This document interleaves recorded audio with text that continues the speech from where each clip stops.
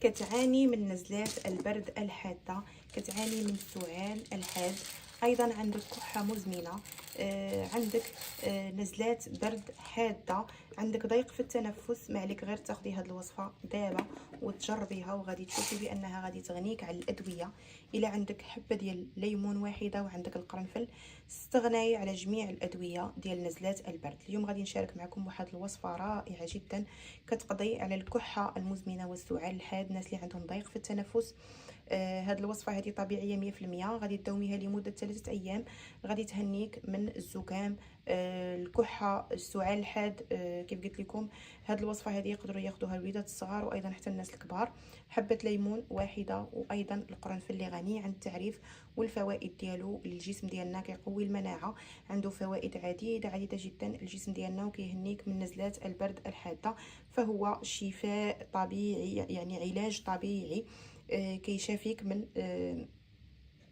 عفوا كيشافيك من هاد الحالات ديال البرد اللي ذكرناهم. فكنتمنى لي اول مره كيشوف هذا الفيديو كنتمنى تضغطوا على زر ديال الاعجاب فضلا وليس امرا، وتشاركوا الفيديو مع الكل باش تكون الفائده للجميع. ولا كنتي اول مره كتزوري هذه القناه كنتمنى تشتركي وتفعلي زر الجرس باش توصلي دائما بجديد الفيديوهات. فنبداو على بركه الله الوصفه ديالنا. الوصفه سهله وبسيطه. هنا عندي القرنفل كيف ما كتلاحظوا معايا، وعندي الليمون. غادي نجيب واحد الكوب اللي غادي نحضر فيه الوصفه ديالي كيف ما كتلاحظوا معايا. اول مكون غادي نشارك معكم الان رائع جدا في علاج نزلات البرد الحاده، ايضا كيقضي على ضيق التنفس وكيعالج لكم السعال. غادي نضيف واحد العود ديال القرفه، فضلت انني نضيفها عواد ما نضيفهاش مطحونه، باش ما تبقاش تلقاو دوك الحصى ديال القرفه. الا ما كانتش عندكم عواد ممكن انكم تضيفوها مطحونه، ما كاين حتى شي مشكل. هنا غادي ناخذ حبات من القرنفل رائع جدا لضيق التنفس. هذا المكون هذا دقه بطله الكحه، ونزلات البرد الحاده، ديك الكحه اللي كتكون مصحوبه بالبلغم. فهذا المكون هذا هو اللي كيهنيكم من ديك الكحه اللي مصحوبه بالبلغم، وايضا كيف قلت لكم كيهنيكم من الزكام، وكيقوي لكم المناعه ديالكم. كتضيفي فقط حبات كيف ما كتلاحظوا معايا بهذا الشكل هذا. وبالنسبه لهاد الحبه ديال الليمون ما غاديش نستعملها كامله، غادي ناخذ فقط قطعه منها من بعد ما تغسلوها اكيد جيدا. وغادي نعصر فقط النصف ديالها في هذا الكوب هذا اللي عندي. كيف ما كتلاحظوا معايا الليمون غني بالفيتامين سي وكيقوي لكم المناعه ديالكم وكيعالج نزلات البرد الحاده.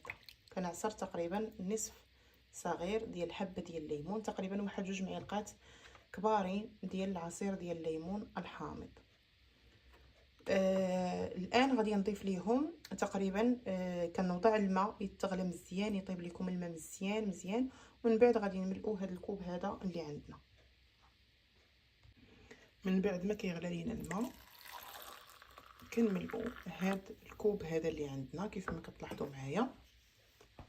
فبالنسبه اخواتي لهذا الكوب هذا كتاخدي واحد فص من الثوم.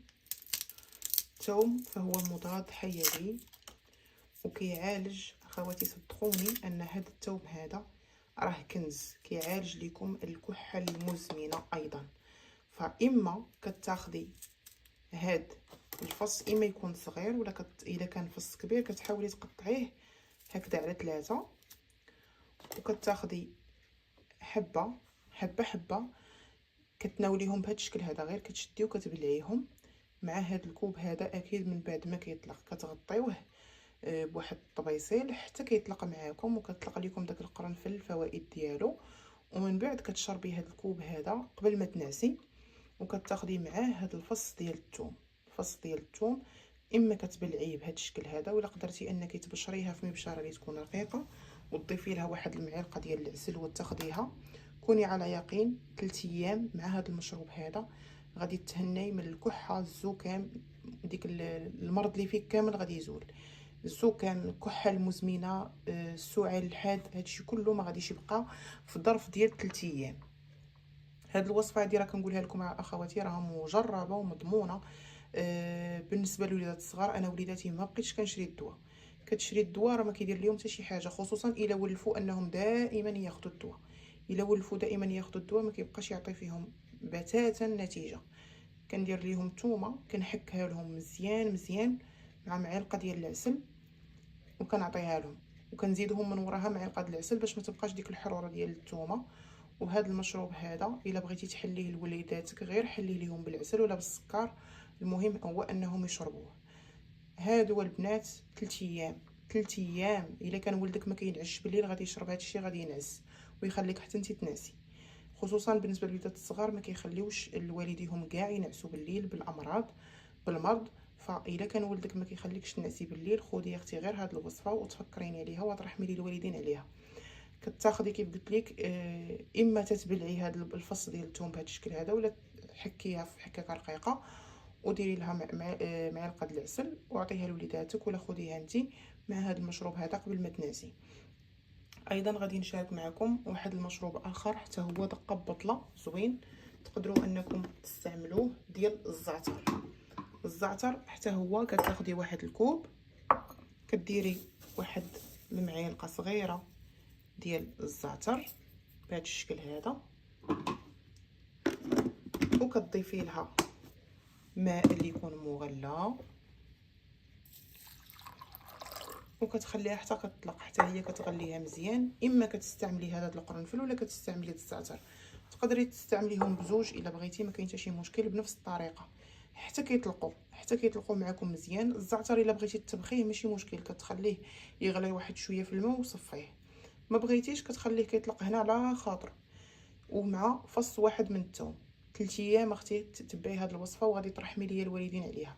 هذه الوصفه هذه راها مجربه وكنتمنى انكم تجربوها، وكنتمنى من انكم تبعدوا من دوك الادويه، راه ما عندهم حتى شي فائده للصحه ديالكم اصلا. مع المداومه دائما كتستعملوهم كيبقاوش يقروا فيكم بتاتا، ما كيبقاوش يعطيو مفعول. فما كاينش محسن من الدواء الطبيعي، المكونات طبيعيه ما عندهم حتى شي ضرر، كيقويو لكم المناعه وكيعالجوكم في ظرف 3 ايام. كيف قلت لك الا كان ولدك ما كيخليكش تنعسي راه كتعطيه هذه في البلاصه ما كيبقاش يكحب وكينعس ديك الليله.